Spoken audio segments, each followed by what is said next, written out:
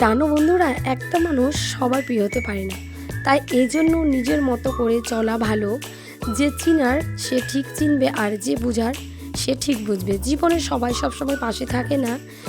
যে মানুষ তোমাকে বারবার কষ্ট দিতে থাকে সে তোমাকে শক্ত হতে শিখিয়ে দেয়।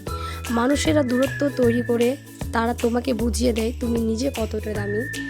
তো আজকে আমি ইফতারের জন্য আজকে বানাবো আমি ঘুগনি, তার সাথে পরোটা। তো পরোটা অনেক দিন ধরে খাওয়া হয়নি। আসসালামু আলাইকুম আপুরা, তোমরা সবাই কেমন আছো? আলহামদুলিল্লাহ, তোমাদের দোয়ায় আমিও ভালো আছি। সবাইকে রমজান মোবারক। তো এখানে আমি ঘুগনি বানিয়েছি, তো পরোটা বানাবো।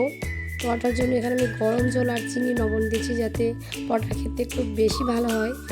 গরম জল দিলে পরোটাটা অনেক সফট হয়। তো এখানে আমার পরোটা বানানো কমপ্লিট হয়ে গেছে। তো এবার আমার ইফতারের জন্য রেডি। তো চলো ইফতার করি।